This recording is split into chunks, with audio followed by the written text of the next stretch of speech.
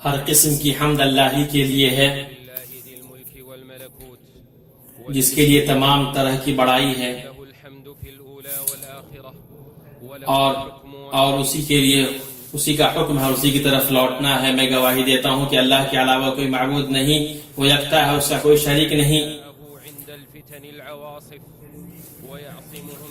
اور جو کہ مصیبتوں کے وقت حفاظت فرماتا ہے۔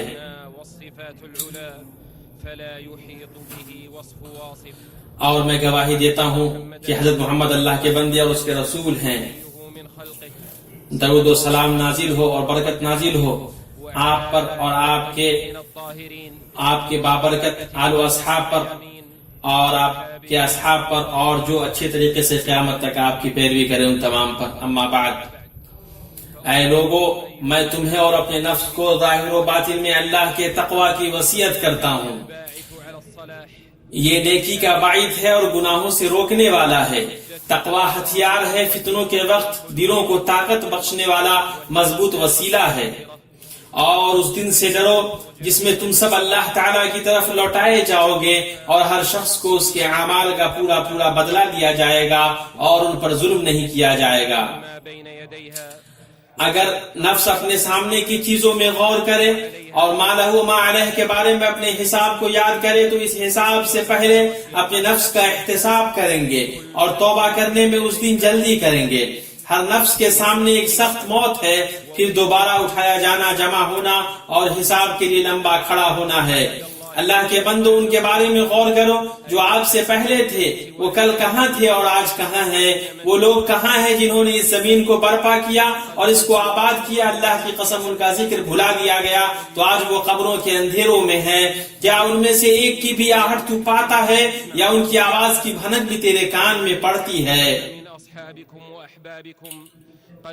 آپ کے احباب اور ساتھی جنہیں آپ جانتے ہیں وہ کہاں ہیں؟ جو انہوں نے پہلے بھیجا وہ ان کو ملا۔ اللہ اور اس کی مخلوق میں سے کسی کے بیچ کوئی نسبی رشتہ نہیں ہے جس کی وجہ سے وہ اسے کوئی بھلائی عطا کرے اور اس سے کسی شر کو پھیر دے، سوائے اس کی اطاعت اور اس کے احکام کی بجاوری کے۔ اس لذت میں کوئی خیر نہیں جس کے بعد جہنم ہے، اور اس شدت میں کوئی برائی نہیں جس کے بعد جنت ہے۔ مسلمانوں، ہر امت میں چند ایسے افراد ہوتے ہیں جس پر امت کو فخر ہوتا ہے، ان کی سیرتوں اور خبروں سے وہ راحت محسوس کرتی ہیں، جن میں امت کے کامل اخلاق اور بلند فضائل جلواگر ہوتے ہیں، اور جو انسانی بلندی کو اس کی اعلیٰ ترین شکلوں اور بلند ترین مفاہیم میں پیش کرتے ہیں۔ سونے کی طرح آدمیوں کے بھی ناپنے کے ترازو ہوتے ہیں۔ مشکل کے وقت 1001 کے مانند اور 1000 کے مانند ہوتا ہے، اور لوگوں میں ایسے بھی ہوتے ہیں جو اپنے ایمان، صدق اور اخلاص کی وجہ سے کامل امت کے برابر ہوتے ہیں۔ وہ حضرت ابوبکر رضی اللہ عنہ ہیں جو تمام مسلمانوں کے برحق امام ہے۔ سچ میں وہ شیخ الاسلام ہیں، وہ دو میں سے دوسرے ہیں، جبکہ وہ دونوں غار میں تھے، جو موت کے بعد رسول پاک صلی اللہ علیہ وسلم کے جوار سے فیضیاب ہوئے۔ ان کی فضیلتیں مشہور و معروف ہیں، مسلمانوں کے دل ان کی محبت سے بھرے ہوئے ہیں۔ ان کا جو مرتبہ ہے اس کے برابر کوئی مرتبہ نہیں ہے۔ وہ رسول پاک صلی اللہ علیہ وسلم کے نزدیک لوگوں میں سب سے زیادہ محبوب اور آپ کے سب سے زیادہ قریب ہیں۔ لوگوں میں پہلے شخص ہیں جنہوں نے رسولوں کی تصدیق کی، اور اس سے ایسا شخص دور رکھا جائے گا جو بڑا پرہیزگار ہے، جو پاکی حاصل کرنے کے لیے اپنا مال دیتا ہے۔ کسی کا اس پر کوئی احسان نہیں کہ جس کا بدلہ دیا جا رہا ہو، بلکہ صرف اپنے پروردگار بزرگ بلند کی رضا چاہنے کے لیے دیتا ہے۔ یقیناً وہ اللہ بھی قریب رضامند ہو جائے گا۔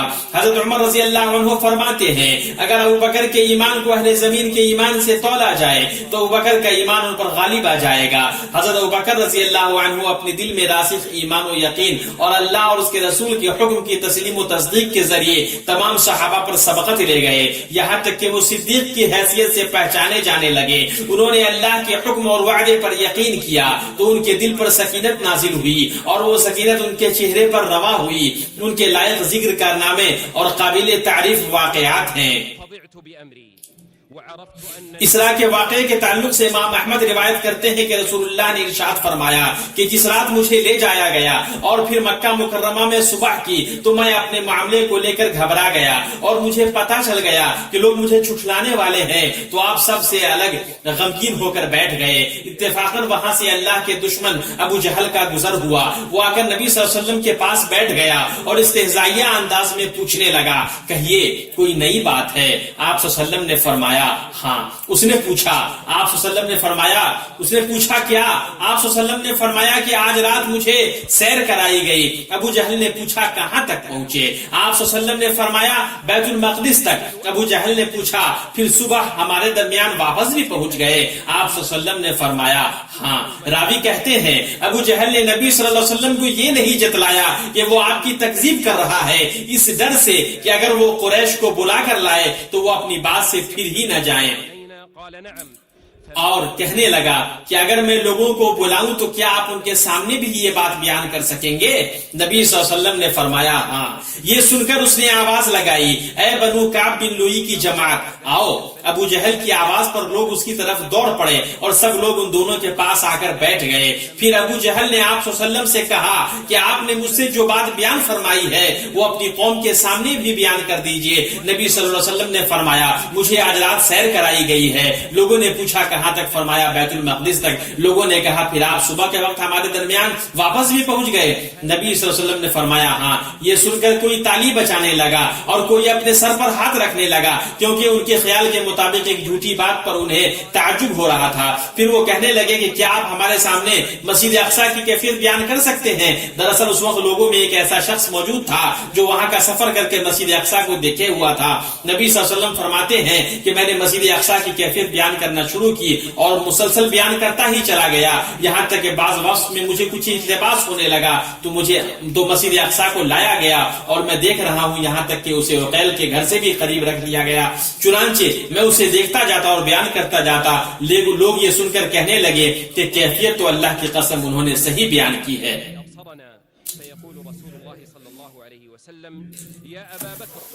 یہ تو جھٹلانے والے مشرکین کا حال تھا۔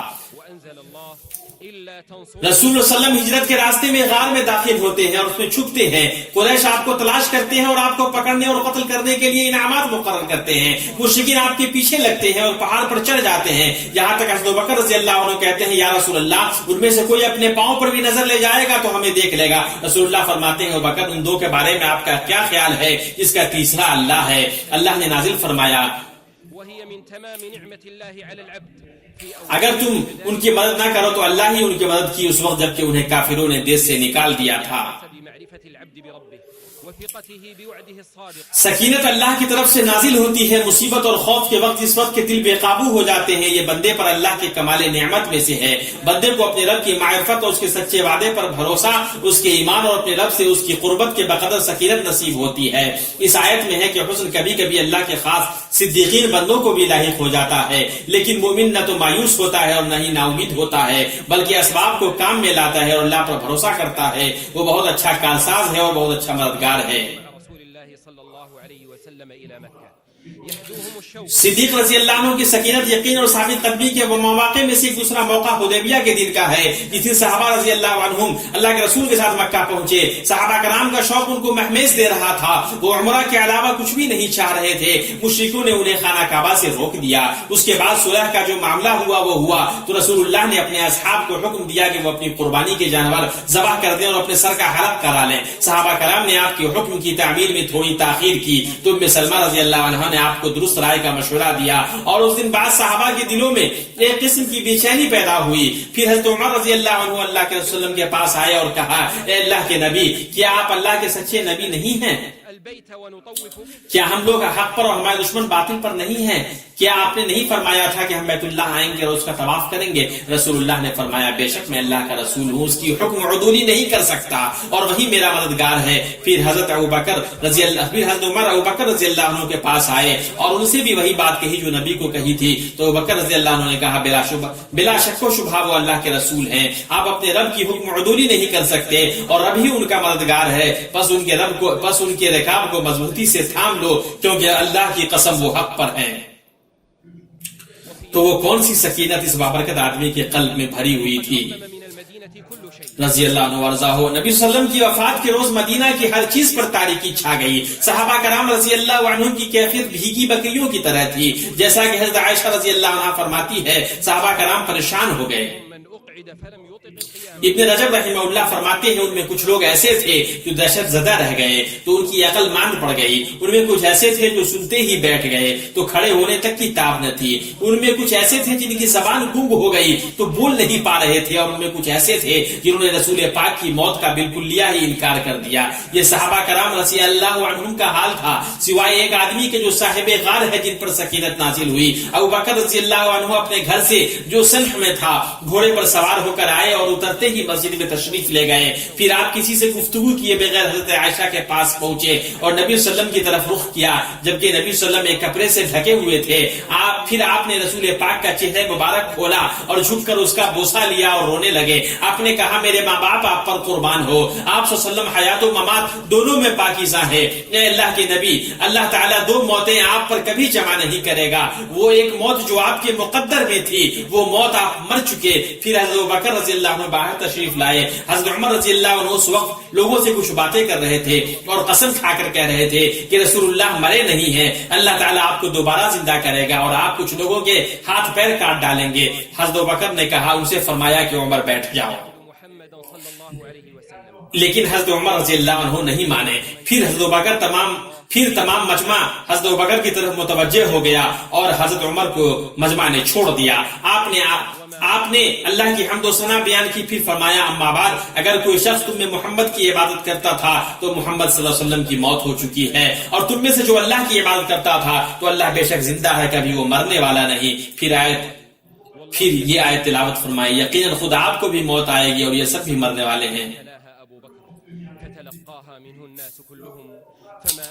محمد صرف رسول ہی ہیں, ان سے پہلے بہت سے رسول ہو چکے ہیں. کیا اگر ان کا انتقال کیا وہ مر جائیں یا شہید ہو جائیں تو تم اسلام سے اپنی ایریوں کے بل پھر جاؤ گے. راوی کہتے ہیں اللہ کی قسم ایسا لگا کہ حضرت ابوبکر رضی اللہ عنہ کی آیت کی تلاوت سے پہلے جیسے لوگوں کو معلوم ہی نہ تھا کہ یہ آیت بھی اللہ پاک نے قرآن مجید میں اتاری ہے. اب تمام صحابہ کرام نے یہ آیت آپ سے سیکھ لی. پھر تو ہر شخص کی زبان پر یہی آیت تھی. حضرت عمر رضی اللہ عنہ نے کہا اللہ کی قسم جو ہی میں نے حضرت ابوبکر رضی اللہ عنہ کی اس آیت کی تلاوت کرتے سنا ایسا محسوس ہوا کہ میرے پاؤں کے کوچ کاٹ دیے گئے ہیں اور وہ میرا بوجھ نہیں اٹھا پا رہے ہیں. یہاں تک کہ میں زمین پر گر گیا. جب میں نے انہیں اس آیت کی تلاوت کرتے سنا تو مجھے یقین ہو چکا کہ نبی صلی اللہ علیہ وسلم مر چکے ہیں. حضرت ابوبکر رضی اللہ عنہ کی سکینت ثابت قدمی بہادری اور عزم کے موقف کا مسک الختام وہ ہے جو اسامہ بن زید رضی اللہ عنہ کے لشکر کو بھیجنے میں اور اس کے بعد مرتدین سے قتال کرنے میں انجام پایا. نبی صلی اللہ علیہ وسلم نے اپنی وفات سے قبل حضرت اسامہ کو پرچم تھمایا اور انہیں حکم دیا کہ رومیوں سے قتال کرنے کے لیے شام کی طرف نکلیں. لشکر نے جرف میں رسول اللہ کی بیماری کی وجہ سے پڑاؤ ڈالا. پھر یہ لشکر آپ کی وفات کی وجہ سے مدینہ لوٹ آیا تو بعض صحابہ کرام نے حضرت ابوبکر کو مشورہ دیا کہ ارتداد کے معاملہ اور دشمن کی کثرت کی وجہ سے فوج کو مدینہ کی حفاظت کے لیے روکے رکھیے. حضرت ابوبکر نے فرمایا اللہ کی قسم میں اس گرہ کو نہیں کھولوں گا جسے اللہ کے رسول نے باندھا تھا. گرچہ چڑیا ہمیں اچکلے اور مدینہ کی ارد گرد درندے بھی ہوں اور اگرچہ کتے امہات المومنین کے پیروں کو گھسیٹ کر لے جائیں تو میں ضرور اسامہ کے لشکر کو بھیجوں گا. اس کے بعد پھر لشکر کے نکلنے میں سب سے بڑی مصلحت یہ تھی. چنانچہ مصلحت تھی کہ عرب کے قبیلوں میں سے یہ لشکر جس قبیلے کے پاس سے بھی گزرا تو وہ کہنے لگے یہ لوگ تبھی نکلے ہیں کہ ان کے پاس بڑی طاقت ہے. ابن تیمیہ رحمہ اللہ کا قول ہے شجاعت کی دو چیزوں سے تفسیر کی جا سکتی ہے. دل کی قوت اور خدشات کے وقت اس کا ٹھہراؤ. دوسری چیز بدن سے سخت لڑائی بئی طور کے بہت سارے لوگوں کو قتل کرے اور عظیم قتل کرے. پہلی چیز شجاعت ہے اور دوسری چیز بدن کی قوت اور اس کے عمل پر دلالت کرتی ہے. جنگ کی عمرہ اس کے قائدین اور کمانڈروں کو دوسری خصلت کی بنسبت پہلی خصلت کی زیادہ ضرورت ہوتی ہے. اس لیے کہ لشکر کا سپہ سالار اگر دل کا مضبوط اور ثابت قدم رہے گا تو پیش قدمی کرے گا, ڈٹا رہے گا اور وہ شکست نہیں کھائے گا تو اس کے ساتھ اس کے مددگار بھی لڑیں گے, اس کی مددگار بھی لڑائی کریں گے. اگر حکمرانوں سے شجاعت کے معاملے میں دل کی شجاعت مطلوب ہے تو اس میں کوئی شک نہیں کہ حضرت ابوبکر رضی اللہ عنہ اللہ کے رسول کے بعد سب سے زیادہ بہادر تھے. اے اللہ حضرت ابوبکر صدیق سے تو راضی ہو جا, تو اپنے رسول کے تمام صحابہ کرام تابعین اور جو قیامت تک اچھی طرح ان کی پیروی کریں سب سے راضی ہو جا. كان الصديق رضي الله عنه كالجبل لا تحركه القواصف ولا تزيله العواصف. قال ابن تيمية رحمه الله والشجاعة. ابن تیمیہ رحمہ اللہ کا قول ہے شجاعت کی دو چیزوں سے تفسیر کی جا سکتی ہے، دل کی قوت اور خدشات کے بعد اس کا ٹھہراؤ، دوسری چیز بدن سے سخت لڑائی۔ بئی طور کے بہت سارے لوگوں کو قتل کرے اور عظیم قتل کرے، پہلی چیز شجاعت ہے اور دوسری چیز بدن کی قوت اور اس کے عمل پر دلالت کرتی ہے۔ جنگ کے عمرہ اس کے قائدین اور کمانڈروں کو دوسری خصلت کی بنسبت پہلی خصلت کی زیادہ ضرورت ہوتی ہے، اس لیے کہ لشکر کا سپہ سالار اگر دل کا مضبوط اور ثابت قدم رہے گا تو پیش قدمی کرے گا، ڈٹا رہے گا اور وہ شکست نہیں کھائے گا، تو اس کے ساتھ اس کے مددگار بھی لڑائی کریں گے۔ اگر حکمرانوں سے شجاعت کے معاملے میں دل کی شجاعت مطلوب ہے تو اس میں کوئی شک نہیں کہ حضرت ابوبکر اللہ کے رسول کے بعد سب سے زیادہ بہادر تھے۔ اے اللہ حضرت ابوبکر صدیق سے تو راضی ہو جا تو اپنے رسول کے تمام صحابہ کرام تابعین اور جو قیامت تک اچھی طرح ان کی پیروی کریں ان سب سے راضی ہو جا۔ اللہ تعالیٰ مجھے اور آپ کو قرآن و سنت سے برکت عطا فرمائے، اس کی آیات و حکمت سے ہم تمام کو نفع پہنچائے۔ میں اپنی بات یہ کہتا ہوں اور اللہ سے اپنے لیے اور آپ کے لیے مغفرت طلب کرتا ہوں۔ سب تعریف اللہ تعالیٰ کے لیے ہے جو تمام جہانوں کا پالنے والا ہے، بڑا مہربان نہایت رحم کرنے والا ہے، بدلے کے دن یعنی قیامت کا مالک ہے۔ میں شہادت دیتا ہوں کہ اللہ کے سوا کوئی عبادت کے لائق نہیں، وہ بادشاہ ہے اور واضح حق ہے، اور میں گواہی دیتا ہوں کہ ہمارے نبی حضرت محمد اللہ کے بندے اور اس کے رسول ہیں جو صادق اور امین ہیں۔ اللہ کا درود سلامتی اور برکت نازل ہو آپ پر اور آپ کے تمام آل و اصحاب پر۔ اما بعد، اے مسلمانوں، تو مانیے تو سکینت اللہ تعالیٰ کی نعمت ہے، اسے اللہ تعالیٰ اپنے بندے پر نازل فرماتا ہے تو اس کے اوپر جو پریشانیاں اور آزمائشیں نازل ہوتی ہیں اس سے وہ گھبراتا نہیں ہے، اور وہ تب جب اس کے دل میں ایمان راسخ ہو اور یقین صادق ہو، اللہ کے لیے مکمل حوالگی ہو اور اطاعت ہو، تو یہ چیزیں اس کے ایمان، قوت اور ثابت قدمی کو بڑھا دیتی ہے۔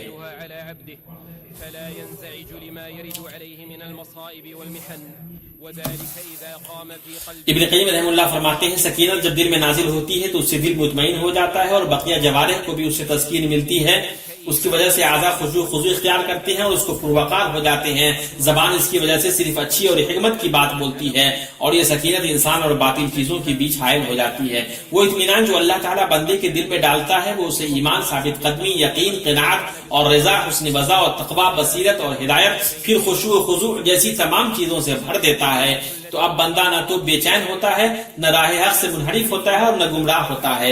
یہ اس کے لیے ضروری ہے جو احکام کی شدت سے اکتاہٹ کا شکار ہو گیا اور حکم اور اس کے بوجھ نے اس کو تھکا دیا، خاص طور سے جو اللہ کی طرف سے تبلیغ کا کام کرتا ہے اور اللہ تعالیٰ کے دشمنوں اور اس کے راستے کو روکنے والوں سے جہاد کرتا ہے، اس لیے کہ وہ جو ڈھوتا ہے اور برداشت کرتا ہے وہ اس سے بڑھ کر ہے جو عام لوگ ڈھوتے ہیں اور برداشت کرتے ہیں۔ ایسا ہو سکتا ہے کہ کبھی اسے اکتاہٹ لاحق ہو جائے اور اس کا صبر کمزور پڑ جائے، جب اللہ اس پر رحم کا ارادہ کرتا ہے اور اس کی طرف سے اس کے بوجھ کو ڈھو لینا چاہتا ہے تو اس پر اپنی سکینت نازل کر دیتا ہے، چنانچہ وہ اس کے دینی اور قدری فیصلے سے مطمئن ہو جاتا ہے اور حق کے راستے پر روا دوا رہتا ہے۔ اس کا ساتھ چھوڑنے والا اور اس کی مخالفت کرنے والا قیامت تک اس کا کچھ نقصان نہیں پہنچا سکتا۔ دنیا کی مصیبتیں جیسے بیماریاں، فقر، آزمائش اور مصیبتوں میں مبتلا شخص کو جب اللہ کے وعدہ اور اس کے ثواب کا یقین ہو جائے اور ان مصیبتوں پر وہ صبر کرے تو اللہ تعالیٰ اسے سکینت و طمانینت عطا کرتا ہے، گویا وہ اپنے ایمان اور یقین کی وجہ سے ثواب کا مشاہدہ کرتا ہے اور اس کے دل کو سکون تو اطمینان حاصل ہوتا ہے۔ جو راضی ہوا اس کے لیے رضامندی ہے، اور جب ثواب سے اس کی نظریں ہٹ جاتی ہیں تو مصیبت کا احساس سخت ہو جاتا ہے۔ سکینت اللہ کا عظیم دروازہ ہے، دنیا کی جنت ہے، عبادت کرنے والوں کی آرام گاہ ہے، زندگی کی سب سے لذیذ چیز اللہ تعالیٰ پر ایمان ہے، قلب میں اطمینان اور نفس میں سکینت نازل ہونے کی بنیاد ہے۔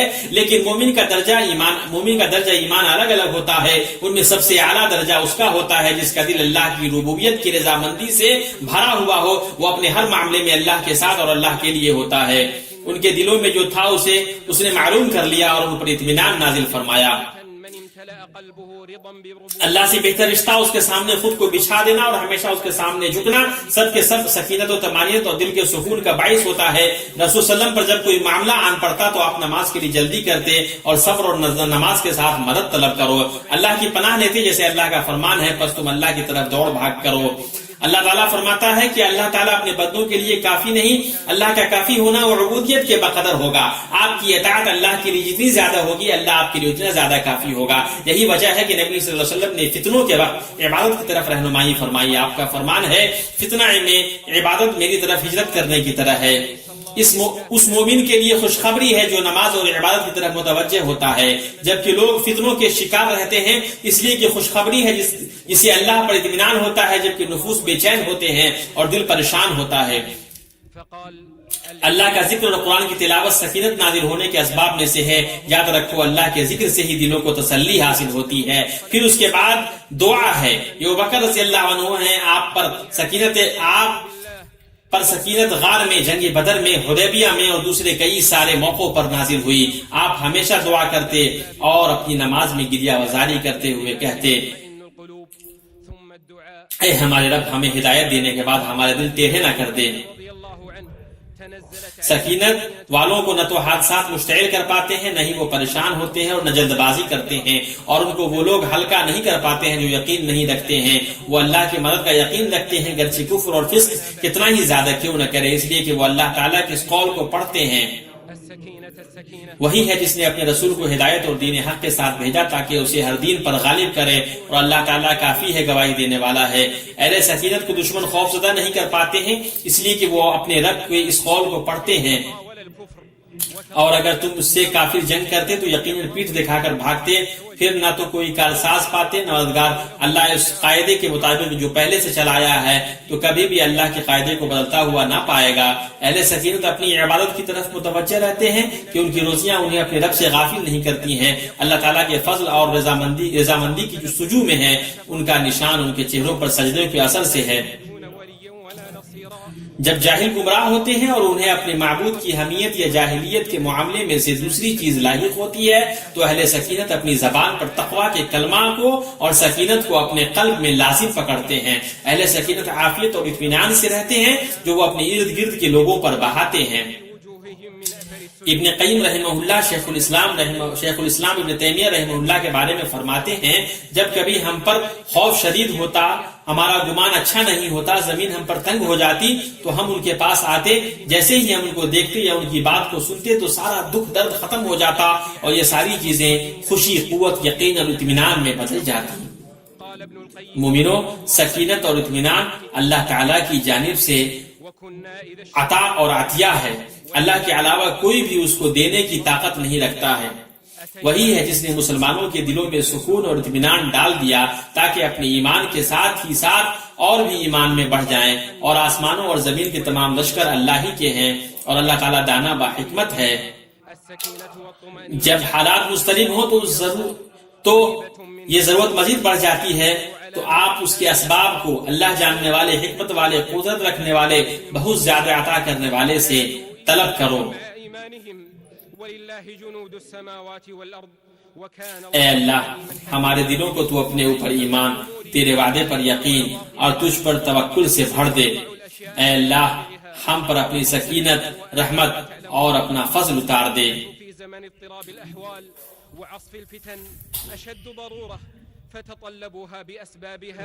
درد و سلام بھیجو رحمت للعالمین پر اور ان کے صحابہ کرام پہ.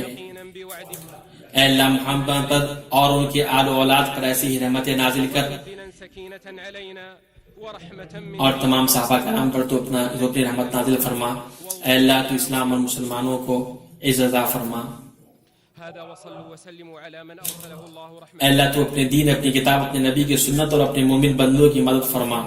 وبارك على عبدك ورسولك محمد وعلى آله الطيبين الطاهرين وصحابته الميامين ومن تبعهم بإحسان. آمين آمين. اللهم أعز الإسلام والمسلمين واخذل الطغاة والملاحدة والمفسدين. اے اللہ جو تیرے دین، تیرے مذہب کے بارے میں برا سوچے انہیں تو ان کے ساتھ ہی مشغول کر دے. اللهم أبرم لهذه الأمة أمر رشد يعز فيه أهل طاعة. اے اللہ تیرے راستے میں، اے اللہ فلسطین کے راستے کے جو مجاہدین ہیں اللہ ان کی مدد فرما، ان کے معاملوں کو درست فرما. المسلمين ودينهم وديارهم अल्लाह जालिमों को जुल्म से मस्जिद अक्सा को तू आज़ाद फरमा। كيده في نحره واجعل دائرة السوء عليه يا رب العالمين اللهم انصر अल्लाह हम तेरे इसमें आज़म के जरिए अल्लाह हम तलब करते हैं المجاهدين في سبيلك في فلسطين وفي كل مكان يا رب العالمين अल्लाह फ़लस्तीन सूरिया और इराक وأصلح तमाम जगह मुसलमानों की तू मदद फरमा। اللهم حرر المسجد الأقصى अल्लाह उनके मामलों को दुरुस्त फरमा। عن المحتلين واجعله عزيزا شامخا إلى يوم الدين اللهم إنا अल्लाह जालिमों को तू पकड़ ले। أن تلطف بإخواننا المسلمين في كل مكان اللهم كن لهم في فلسطين وسوريا والعراق واليمن अल्लाह मजलूमों की तू मदद फरमा हय्यु क़य्यूम। وارفع عنهم البلاء وعجل لهم بالفرج اللهم أصلح आमीन واجمعهم على الهدى واكفهم شرارهم اللهم اكبت عدوهم आमीन اللهم عليك بالطغاة الظالمين ومن عاونهم اللهم عليك بالطغاة الظالمين ومن عاونهم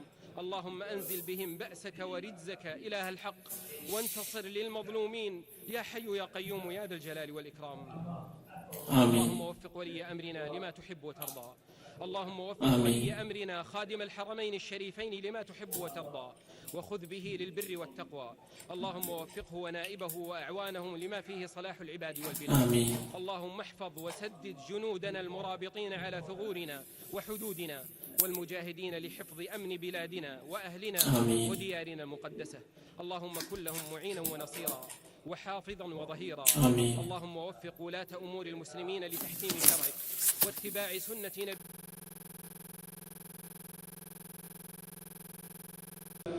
اللهم املأ قلوبنا إيمانا بك ويقينا بوعدك وتوكلا عليك وثباتا على دينك وأنزلا سكينة علينا ورحمة من عندك وفضلا إنك أنت الوهاب والطف بنا وبالمسلمين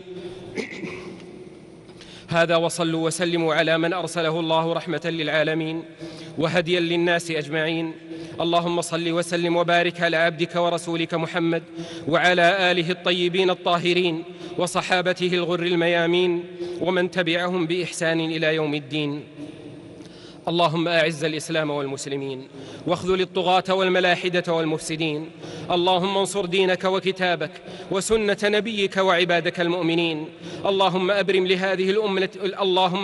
لهذه الأمة أمر رشد يعز فيه أهل طاعتك ويهدى فيه أهل معصيتك ويؤمر فيه بالمعروف وينهى عن المنكر يا رب العالمين اللهم من أراد الإسلام والمسلمين ودينهم وديارهم بسوء فأشغله بنفسه ورد كيده في نحره واجعل دائرة السوء عليه يا رب العالمين اللهم انصر المجاهدين في سبيلك في فلسطين اللهم انصر المجاهدين في سبيلك في فلسطين وفي كل مكان يا رب العالمين اللهم فك حصارهم وأصلح أحوالهم واكبت عدوهم اللهم حرر المسجد الأقصى من ظلم الظالمين وعدوان المحتلين واجعله عزيزا شامخا إلى يوم الدين اللهم إنا نسألك باسمك الأعظم أن تلطف بإخواننا المسلمين في كل مكان اللهم كن لهم في فلسطين وسوريا والعراق واليمن وبورما وفي كل مكان اللهم الطف بهم وارفع عنهم البلاء وعجل لهم بالفرج اللهم أصلح أحوالهم واجمعهم على الهدى واكفهم شرارهم اللهم اكبت عدوهم اللهم عليك بالطغاة الظالمين ومن عاونهم اللهم عليك بالطغاة الظالمين ومن عاونهم اللهم أنزل بهم بأسك ورجزك إله الحق وانتصر للمظلومين يا حي يا قيوم يا ذا الجلال والإكرام اللهم وفق ولي أمرنا لما تحب وترضى اللهم وفق ولي أمرنا خادم الحرمين الشريفين لما تحب وترضى وخذ به للبر والتقوى اللهم وفقه ونائبه وأعوانهم لما فيه صلاح العباد والبلاد اللهم احفظ وسدد جنودنا المرابطين على ثغورنا وحدودنا والمجاهدين لحفظ أمن بلادنا وأهلنا وديارنا المقدسة اللهم كن لهم معينا ونصيرا وحافظا وظهيرا اللهم وفق ولاة أمور المسلمين لتحكيم شرعك واتباع سنة نبيك محمد صلى الله عليه وسلم واجعلهم رحمة على عبادك المؤمنين اللهم انشر الأمن والرخاء في بلادنا وبلاد المسلمين واكفنا شر الأشرار وكيد الفجار وشر طوارق الليل والنهار ربنا آتنا في الدنيا حسنة وفي الآخرة حسنة وقنا عذاب النار ربنا اغفر لنا ذنوبنا وإسرافنا في أمرنا وثبت أقدامنا وانصرنا على القوم الكافرين اللهم اغفر ذنوبنا واستر عيوبنا ويسر أمورنا وبلغنا فيما يرضيك آمالنا. اللهم اغفر لنا ولوالدينا ووالديهم وذرياتهم وأزواجنا وذرياتنا إنك سميع الدعاء. اللهم اغفر للمؤمنين والمؤمنات والمسلمين والمسلمات الأحياء منهم والأموات. نستغفر الله الذي لا إله إلا هو الحي القيوم ونتوب إليه. اللهم أنت الله لا إله إلا أنت الغني ونحن الفقراء، أنزل علينا الغيث ولا تجعلنا من القانطين. اللهم أغثنا غيثا هنيئا مريئا سحا طبقا مجللا عاما نافعا غير ضار، تسقي به العباد وتحيي به البلاد وتجعله بلاغا للحاضر والباد. اللهم سقيا رحمة لا سقيا عذاب ولا بلاء ولا هدم ولا غرق. اللهم إنا نستغفرك إنك كنت غفارا فأرسل السماء علينا مدرارا. ربنا تقبل منا إنك أنت السميع العليم وتب علينا إنك أنت التواب الرحيم. سبحان ربنا رب العزة عما يصفون وسلام على المرسلين والحمد لله رب العالمين.